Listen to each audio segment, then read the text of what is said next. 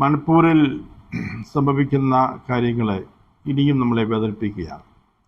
2 മാസം കഴിയുകയാണ് മണിപ്പൂരിൽ കലഹം ആരംഭിച്ചിട്ട്, 2 വിഭാഗങ്ങൾ തമ്മിലുള്ള കലഹം. പക്ഷേ അവിടെ ഏറ്റവും കൂടുതൽ ആക്രമിക്കപ്പെടുന്നത് ക്രൈസ്തവരാണ്.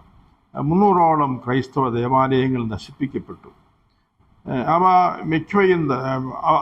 അങ്ങനെ ക്രൈസ്തവ ദേവാലയങ്ങൾ മാത്രം നശിപ്പിക്കപ്പെടുന്ന ഒരവസ്ഥാവിശേഷം എന്തുകൊണ്ട് സംഭവിക്കുന്നു? അതുപോലെ തന്നെ കുടുംബങ്ങൾ ആക്രമിക്കപ്പെടുന്നു, അഗ്നിക്കിരയാക്കപ്പെടുന്നു. ധാരാളം ആയിരക്കണക്കിന് ക്രൈസ്തവ കുടുംബങ്ങൾ ആക്രമിക്കപ്പെടുന്നു.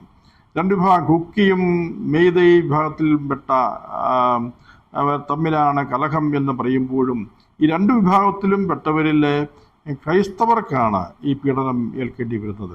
വളരെ പേർ വഴിയാധാരമായിട്ട് മാറിയിരിക്കുന്നു, അഭയാർത്ഥികളായി തീർന്നിരിക്കുന്നു, വീടുകൾ നഷ്ടപ്പെട്ടു പോയിരിക്കുന്നു, തങ്ങളുടെ സമ്പാദ്യങ്ങളെല്ലാം നഷ്ടപ്പെട്ടു പോയിരിക്കുന്നു.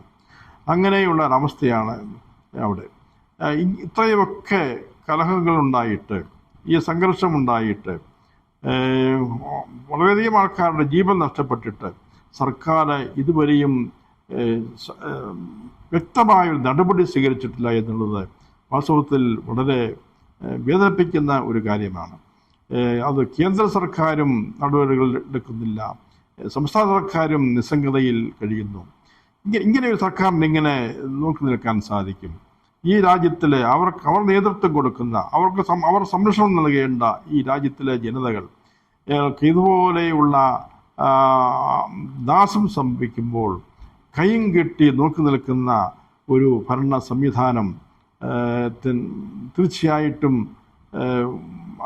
അങ്ങനെ ഒരു ഭരണ നേതൃത്വത്തിന് പ്രസക്തിയില്ല എന്ന് തോന്നിപ്പോവുകയാണ്. അതുകൊണ്ട് സർക്കാർ അടിയന്തരമായിട്ട് ഈ രംഗത്ത് ഇടപെടേണ്ടതായിട്ടുണ്ട്.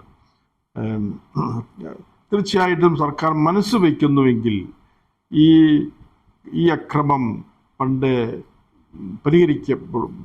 പരിഹരിക്കുവാൻ സാധിക്കുമായിരുന്നു.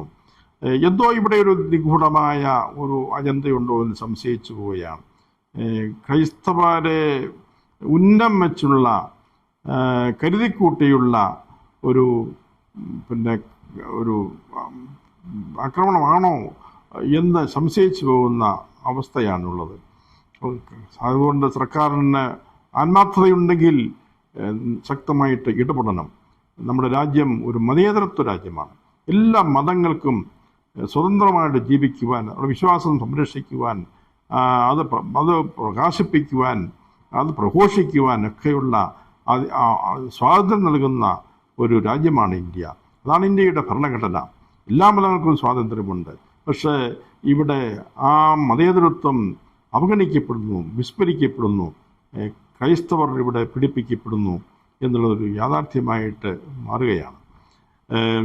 അതുകൊണ്ട് നമ്മുടെ ജനാധിപത്യം, നമ്മുടെ ഭരണഘടനയുടെ ആ മൂല്യങ്ങൾ, ജനാധിപത്യ തത്വങ്ങൾ ഒക്കെ സംരക്ഷിച്ച്, ഇവിടുത്തെ മതേതരത്വം അഭംഗരം സംരക്ഷിച്ച് എല്ലാവർക്കും, ഏറ്റവും ചെറിയ ന്യൂനപക്ഷത്തിന് പോലും സുരക്ഷിതത്വം ലഭിക്കത്തക്ക രീതിയിലുള്ള ഒരു